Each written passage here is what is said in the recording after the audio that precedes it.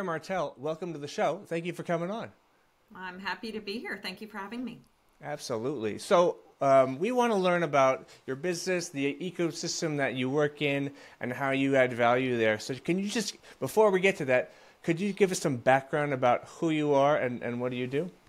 Sure. So I'm a CPA, and there are different flavors of CPAs. There's the tax folks, the audit folks, and then there's others like me.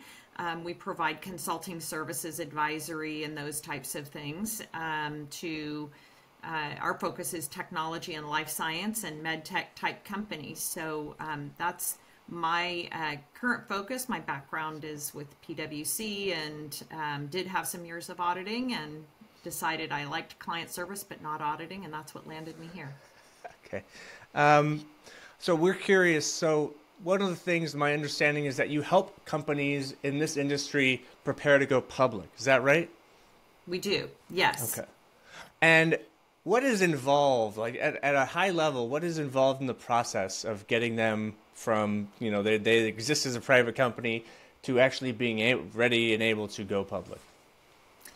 Well, there's the operational side, which ultimately drives everything. They're developing some sort of a product, a solution, a therapeutic, some sort of medical device, whatever. And that operational path, ultimately it takes quite a while. They usually get outside funding, VC funding, sometimes corporate venture capital, and that carries them through their R&D stage up to the point where they actually have something that they can either sell the company for, and then sometimes go public as the other exit opportunity. So those paths are usually pursued in parallel. Oftentimes there is a foregone conclusion that it is going to be an M&A event, but oftentimes they may be pursuing both paths in parallel. So Claire, you're working in an ecosystem, and at the end of the day, these are all people with their own lives and their own ambitions and things like that. I gotta believe that there is some process you go to with the people, the clients, that preps them for what is a life-changing event in many cases. Kind of give us some sense of how you go through that exercise of getting them ready personally. Yeah, well, the first thing that we're focused on, of course, they have a team of other advisors, their attorneys, their bankers, and so on. But we are focused on the back office efforts, the finance, the accounting, and the HR. So on the finance side, it's financial modeling and looking at the picture of what if scenarios, what if we do this and that, and what does the future look like? So we do that modeling. There's a heavy emphasis on keeping a clean set of books that is ultimately auditable, ready for due diligence if a suitor arrives. Those kinds of efforts are ongoing. So clean financials and historicals, getting them through an audit. We can quarterback that audit, and making sure that they're not developing compliance issues in the way of tax matters, the other skeletons in the closet that may be problematic as they go down the road, say, inappropriate HR practices or messy accounting and finance back office. So those are the areas that we're focused on making them due diligence ready for. So it's CFO level, it's controller level, and it's day-to-day accounting, it's HR compliance, it's FP&A forecasting, all of the above. So these types of things, it sounds like they could be relevant for companies across the board that want to go public, whether that's the medical space, med tech, whether that's like an oil and gas company, right? How is this process unique specifically for the companies in the industry that you work? Well, on the med tech side and the life sciences, they have a process where they're going through clinical trials and need to navigate FDA approval processes. And before they can ultimately be maximizing their value, they need to get that FDA approval. Oftentimes companies will go through that exercise of clinical trials, and it's quite a gauntlet. It's very costly. And at the end of that, their goal upon approval by the FDA is to be sold. And that is a huge inflection point in their multiple that they can achieve, as well as kind of avoiding the additional risks that will come with commercialization. So the commercialization side is oftentimes taken on by the acquirer. So you're saying like the FDA's approval, once they can get be approved, the FDA is the bottleneck in this case, right? Because they probably want to make sure that the companies they are approving are, well, the product is good, right? Does the FDA say like, oh, your operations aren't good, so this product can't be approved? Is that ever the case? Well, there's a whole regulatory landscape that underlies the companies as well. They will need to be monitored and using specific kinds of resources as they go along if they're to develop the product into a commercialized product. So that process is highly controlled and regulated. But you know, where we are entering the scene is oftentimes before all of that and in parallel with them getting this FDA approval. Once they get this device and they're commercializing it, we can also be there, but that's a completely separate pathway, and there's teams of regulatory people that will monitor the company's compliance in that area. So, Claire, shifting the focus just a little bit, strikes me that certainly there's the public offering world, but there's also strategic buyers and there's also private equity, kind of financial buyers. Have you noticed a change in kind of the mix, or who is stepping up to the plate now versus 10 years ago or 5 years ago in terms of who the ultimate buyers are in your, you know, from your stage? You know, I wouldn't say it's a long-term trend that it pops up as much as it is just a market trend. Right now, the IPO market is closed, M&A is off.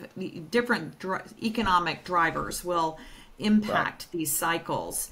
And so I would say it has to do with these economic drivers. When an IPO window opens, that's when it's really important to be diligence ready, and that is kind of our role is to make sure that we are diligence ready on the finance piece as best as possible within a growing company's budget, so that they can pull the trigger when it's time to either go public or go through an M&A event. And you know, I would just say that there's with PE money, there is probably more interest for our clients that comes from an acquisition by a larger corporate venture partner, corporate VCs investing in these companies, and then there is PE. But the PE comes in play a little bit larger company typically than the client base that we would have.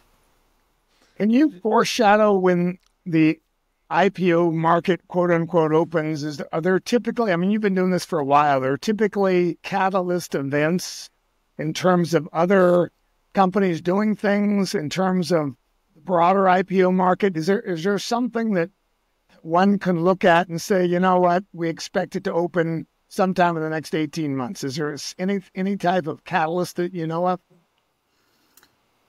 You know, I suppose my crystal ball's no better than the next person's, but I tend to see a large event happening, and then others tend to follow. When a company does well out in the open market and there's a highly publicized event, then others oftentimes will enter the market. And you know, it's like putting a toe in the water. You know, is the first one needs to be like pretty brave. Let's go out there. Like right now, those companies going out there into an IPO market, they need to be pretty brave and just go for it. They have to have really strong fundamentals and you know, be able to tell a great story.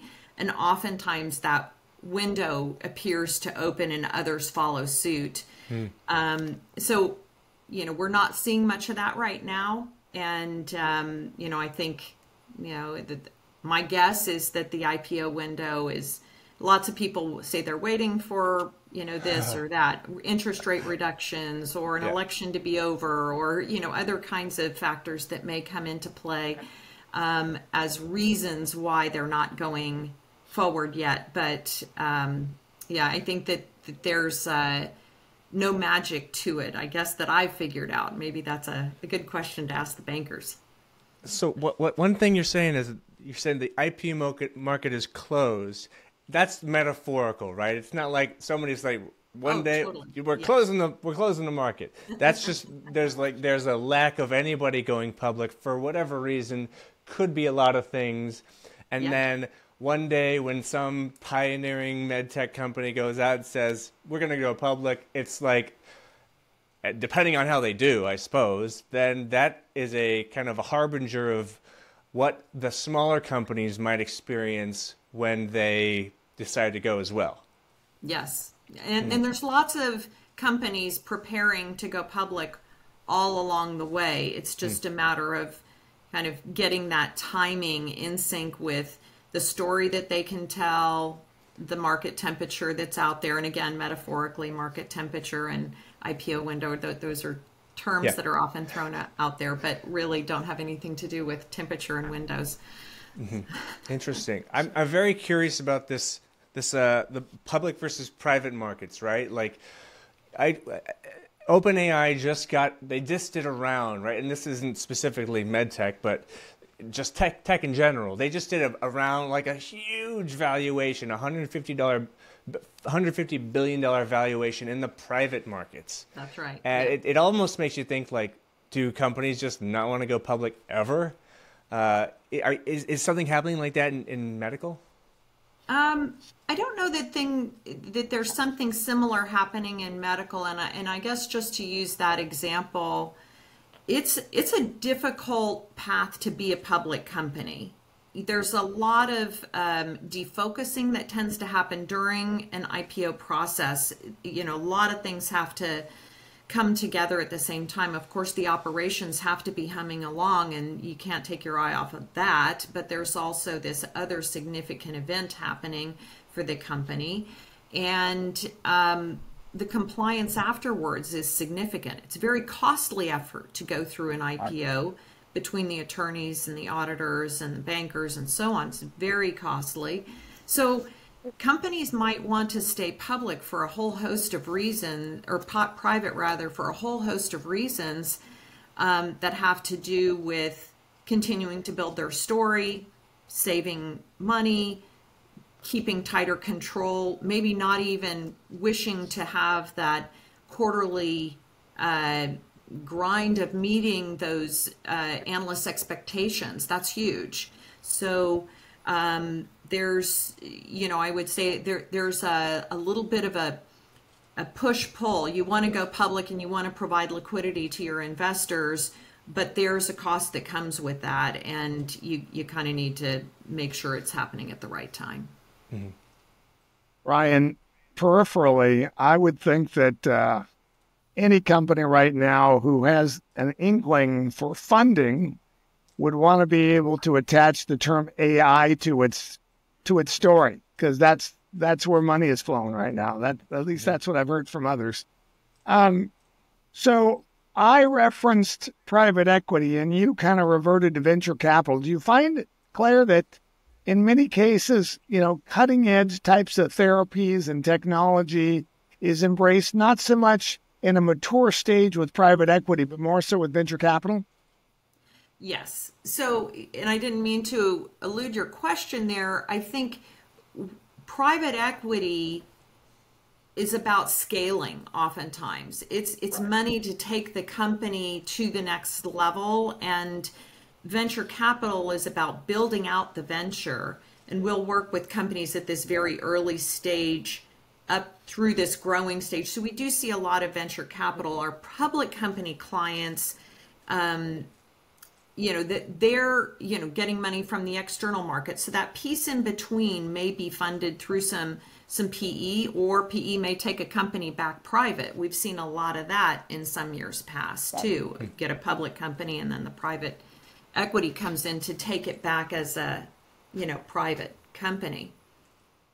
I'm going to go off script a little bit here, Ryan, and ask a follow-up question. The follow-up question is, it strikes me that given where you are physically and what you do, it may very well be that both private equity and certainly public companies will track you down for a conversation every once in a while just to kind of get your lay of the land, that what's out there and what's kind of cutting edge approaches and things like that. Do you take calls from either public companies, business development, or private equity saying, hey, Claire, what do you see out there?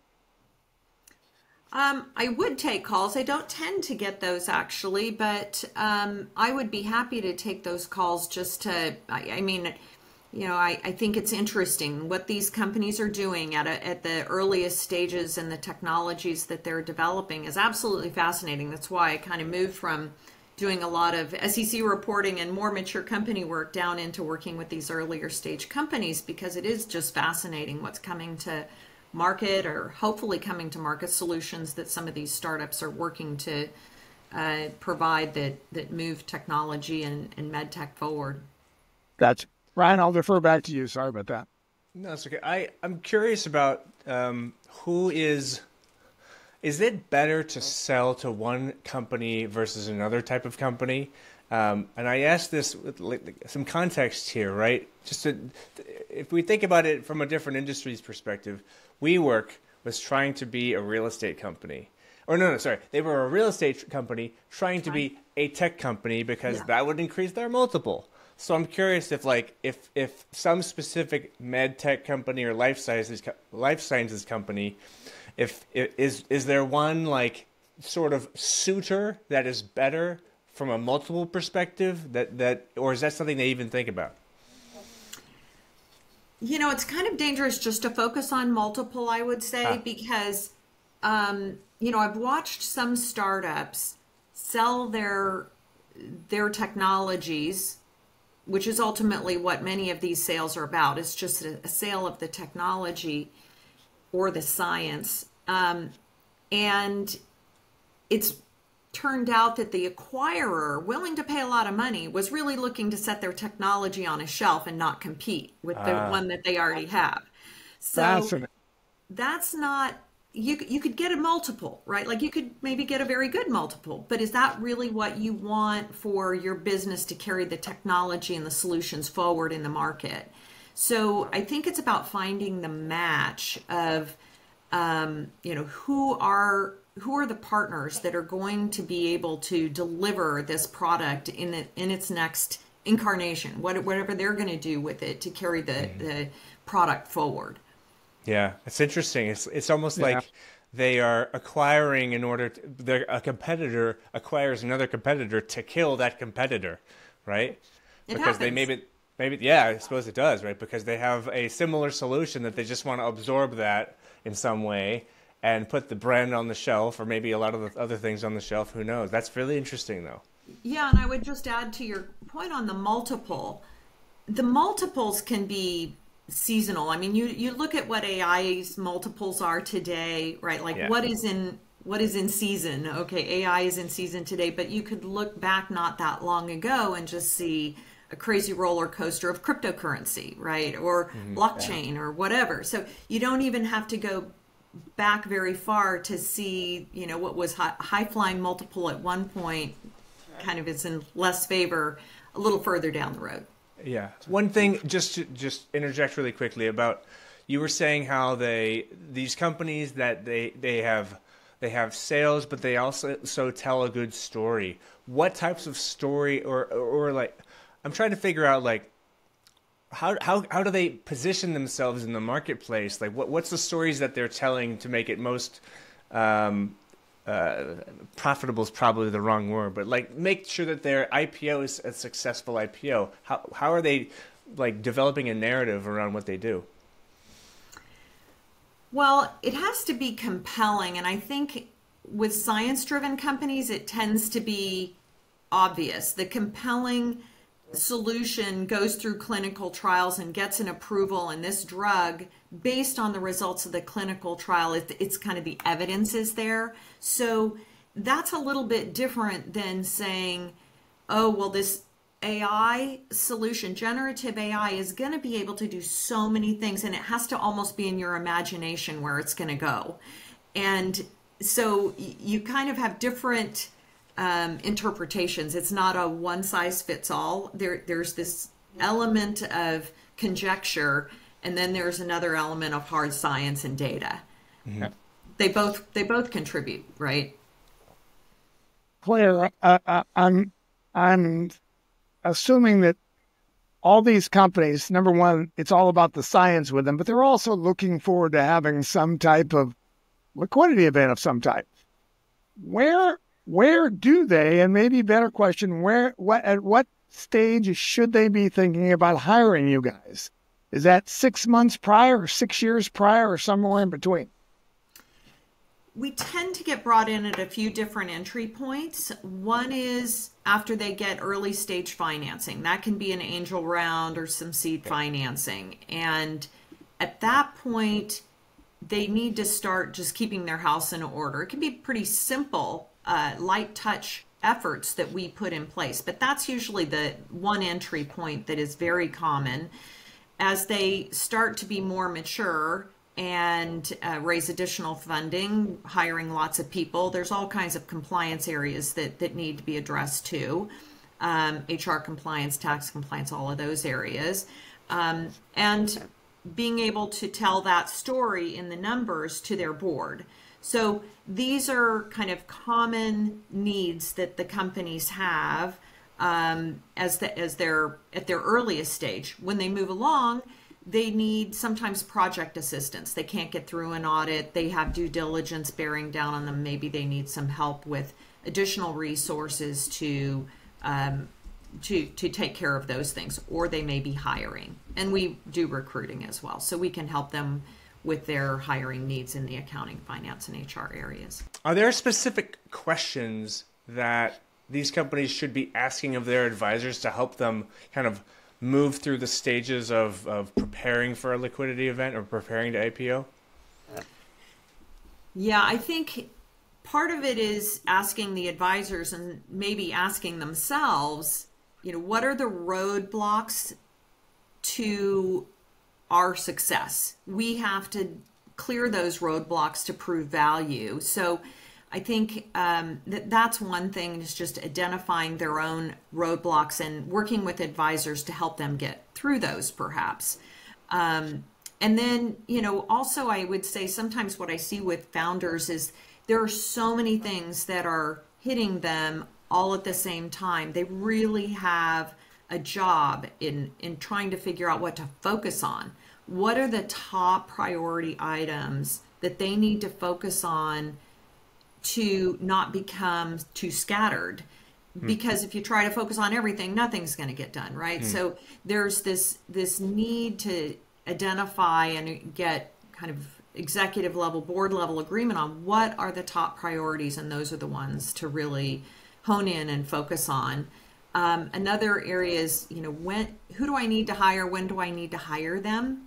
And that is important for, building out the product, but also controlling cash along the way, because most of the time these enterprises, they're not earning a lot of money, if any at all. So cash is critical to be managed on an ongoing basis. And then I'd say the other important thing is, to the extent that they have customer feedback, like those early customers, the listening to what those customers say, to not engineer in a direction or design in a direction that's not really going to be listening to the end customer requirements. And sometimes we see that. So those are maybe some of the questions to be working on internally and getting advisors' input on. Yeah, that makes a lot of sense. Hey, in terms of government regulatory overhang, is it all the FDA, or are there other government agencies that play a part in, maybe the SEC also, right? What are the government agencies that these guys interact with to kind of get the deal done? Well, the FDA is definitely on the med device, pharma, med tech side. Not always, if you're developing a software solution, maybe it's not necessarily needing to go through the FDA, but most of our clients deal with the FDA when they're in those sectors. And then, I would say the other areas become, of course, when they're public, the SEC. Until then, no. But the government can also benefit. There's lots of grant money out there, and so many of these companies can get anti-dilutive funding this way. So they can get some grants, extend their runway, and those grants can be like SBIR grants or like DoD grants, NASA, all of the NIH and NSF. Those types of grants are really common to deploy with early stage companies. And then there's private grants like they come along that are available as well, and Gates Foundation. But back to the government piece, there's actually a lot of government compliance, of course, your IRS filings, your tax filings, various jurisdictions, sales tax, all of those good things to manage. But there's also money out there for them. So sometimes they're dealing with those. I gotta ask, positive. What types of grants is NASA giving out? Is it like they're doing testing in the space station or something like this? Well, this is, you can apply for these grants. Of course, it has to align with their missions of what they're trying to promote. But yeah, they're out there. We've seen them over the years in different. I never would have thought about that. Yeah. It strikes me that, I've often thought that if I was going to start up a nonprofit, the first person I would hire would be someone to drive the grant efforts, because there are so many grants and things out there, but I never would have thought about it from a company perspective. Mm-hmm. Well, it's almost like an interim solution. They become a grant recipient, and sometimes it can be challenging because the larger the grant, the more reporting requirements around the grant there are. And so these companies are really motivated to get the grant money because it's anti-dilutive. And, the trick is monitoring that so that it's not going to cost you as much to report under the grant as the grant money itself, because it can be a little bit cumbersome. And, I think there sometimes requires a specialist to get involved with that too. Yeah. Is there any regionality to where these companies are being started? I would imagine they're going to be different in Silicon Valley versus like the DC area, but is there any like regionality to the types of companies and where they originate? So I would say on the med tech and life sciences space, there's some hotbeds around the country. In addition to the Bay Area here, there's San Diego and Boston, and those are really common areas to see a lot of startup activity. New York is very common, especially more with tech. Tech hotbeds since COVID, have kind of migrated to a lot of other places around the country too. But you hear about the Research Triangle. There's sort of a tech hotbed in Austin, and different tech and life science little incubators around the country. Where's the Research Triangle? Oh, that's in North Carolina, like the Raleigh-Durham area. Never would have guessed. I thought it was going to be Boston. Why is it there? Well, there's a lot of life science going on the East Coast. So yeah. Said another way, universities. It's not a surprise that Silicon Valley is Silicon Valley because you have Cal and Stanford close by, as well as a lot of others. But you have Duke, you have University of North Carolina, you have a lot of universities in that area. Wake Forest. Yeah, I see. That's very interesting. So I'm glad we tech asked and about life science all over the place. Yeah. Very cool. Well, we have a question about initiatives that companies can use or leverage to their benefit, and we were talking about like government initiatives, but it sounds like just dive into that really quickly. Are there any specific programs the government has created in order to incentivize development or innovations in health tech or anything like that? Yeah, so the NIH and the NSF are the National Institute of Health and the National Science Foundation. Both of those offer grants, and they can be, easy to get at the first stage and not a lot of money. And then there's a second stage, and those are bigger dollars. So those are a couple of examples where you can get money. There are private grants out there, like Gates Foundation. You can apply for grants. That's an example there. The government also has like a manufacturing tax credit available. So if you're manufacturing and producing in the U.S., the companies can apply for those. Well, it's actually just a straight credit. You just have to prove that you're doing the manufacturing here domestically. And then I'd say kind of other resources. Good ones are incubators and accelerators. So out there you have 500 startups or Techstars or Y Combinator, right? Like there's a whole bunch of these really compelling accelerators that can bring together advisory, access to resources. There's usually a piece of the action in there for them, but a lot of really great counsel and advice is also provided. Mm-hmm. Interesting. Well, Claire, this has been really interesting. Dad, do you have any other questions? No, I think, I'll let you close this thing out, buddy. Sure. Wonderful. Well, Claire, how can we make sure that if somebody's in this situation and they have a health tech startup and they want to make sure that they are properly equipped to navigate considering an IPO, how do they reach out to you if they're interested in? Well, we have many ways to reach us. We have our website, murdochmartell.com, and I'd be happy to provide my contact information. It's my email is accessible through that website, as well as just a general inquiry email to find more. And I'm out there on LinkedIn, so wonderful. You can find me under Claire Martell. Cool. Well, Claire, thank you so much for coming on the show. We hope this has explained a lot of questions that I had about the industry and how companies can go from idea to execution and then also all the way through to IPOing if that is in the cards with them. So thank you for coming on. We really appreciate it. It was great to chat with you guys. Thanks for having me. Wonderful. Thanks.